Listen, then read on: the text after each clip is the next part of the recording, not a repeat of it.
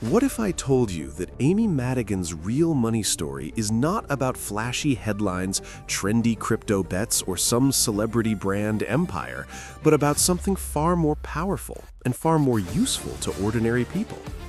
Because when you look closely at her life, you do not see a fortune built overnight. You see a woman who kept showing up, kept working, kept evolving, and kept turning talent into income for more than 4 decades. And that matters, because most people will never get rich from one lucky break, but they can absolutely build a stronger life the way Amy Madigan seems to have built hers, through skill, longevity, discipline, and relationships that last. Amy Madigan has been working on stage and screen for decades, building credits in films like Love Child, Streets of Fire, Places in the Heart, Alamo Bay, Twice in a Lifetime, Field of Dreams, Pollock, Gone Baby Gone, and later projects that kept her relevant across generations.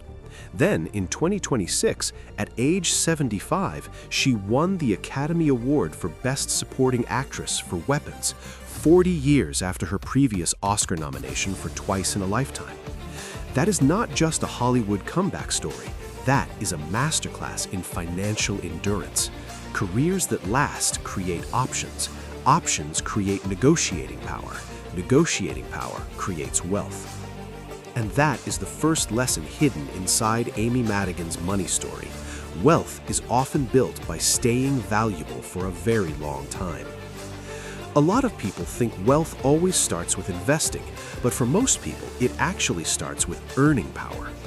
Amy Madigan's public story points first to a durable career, not to some publicly known stock portfolio.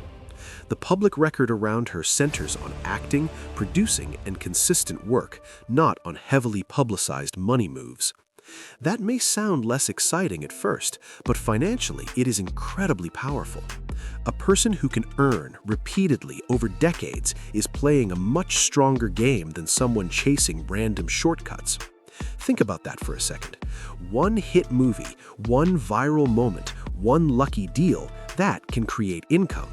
But a reputation for being excellent, dependable, and memorable can create income again and again and again. Amy Madigan did not vanish after the 1980s. She kept working through film, television, theater, and independent projects. She stayed in the arena. And when the right role came back around, the industry was still ready to reward her. That is the second lesson. Consistency compounds, even when it is not visible. Compounding is not just about the stock market. It also happens in careers. Every credit builds credibility. Every relationship builds trust. Every strong performance increases the chance of the next opportunity. In personal finance terms, Amy Madigan's career suggests the value of building a reputation asset. That is an asset ordinary people can build too. You may not be an actor, but you can become the person people remember, the person who delivers, the person whose name opens doors. That kind of human capital can outperform a lot of bad investments. There's another important clue in Amy Madigan's financial picture. She was not only an actress for hire. Publicly available material also shows that she and Ed Harris co-produced Riders of the Purple Sage through Madigan's company, Amer Productions. That matters, because the jump from worker to owner, even partially, is one of the biggest wealth shifts a person can make. When you only sell your time, your upside is limited. When you gain producing credits, business ownership, royalties, back-end participation, or intellectual property exposure, your financial life can change dramatically. Now, we do not have a public map of Amy Madigan's private investment accounts, and that's important to say honestly. There's no credible public document laying out her stock picks, brokerage balances, or private portfolio in detail. But what we can see is this. She did not rely on a single lane. Acting was the core engine, and producing added another layer.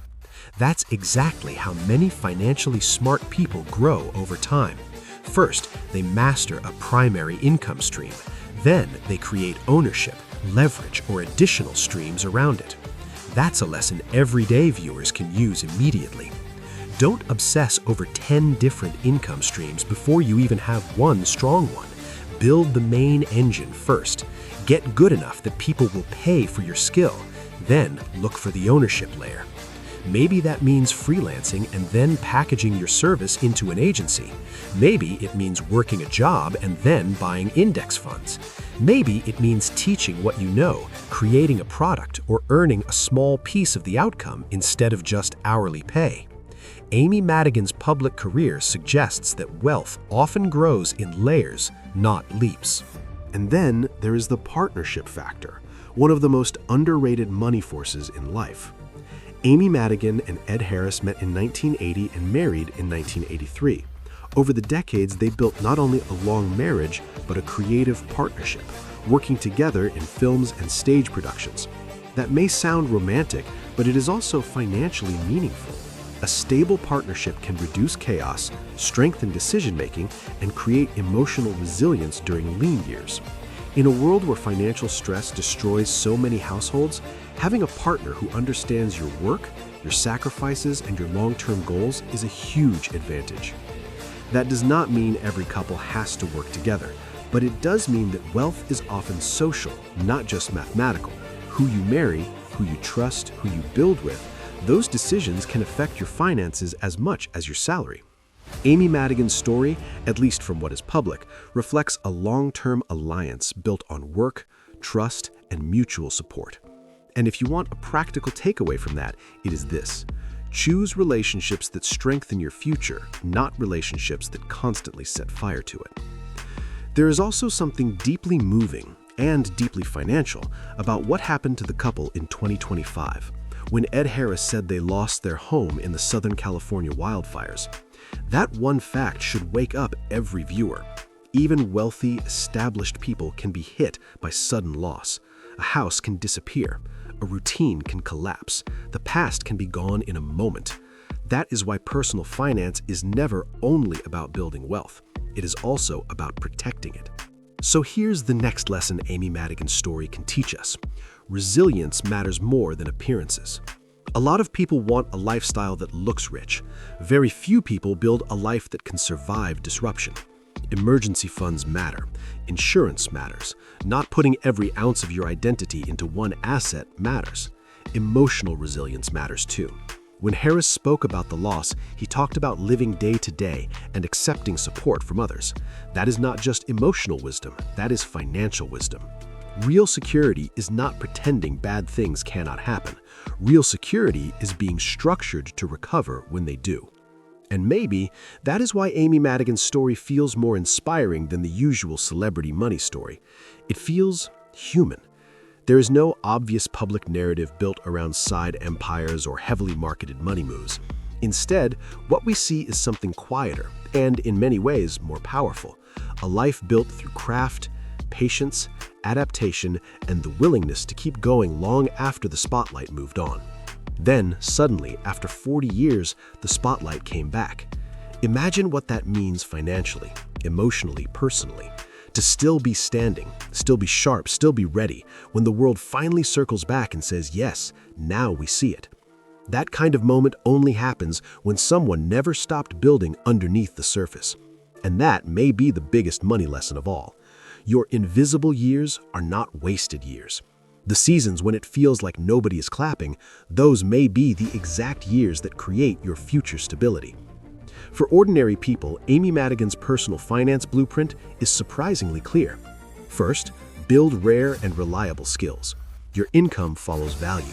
Second, stay in the game longer than most people. Endurance is a financial advantage. Third, look for ownership when you can. Even a small ownership stake can change your trajectory. Fourth, build relationships that multiply your strength instead of draining it. Fifth, protect what you build because loss is always possible. And finally, do not confuse quiet progress with failure. Some fortunes are loud, others are built in private, paycheck by paycheck, credit by credit, year by year. Amy Madigan's wealth story is not really about a secret formula, it's about a durable one.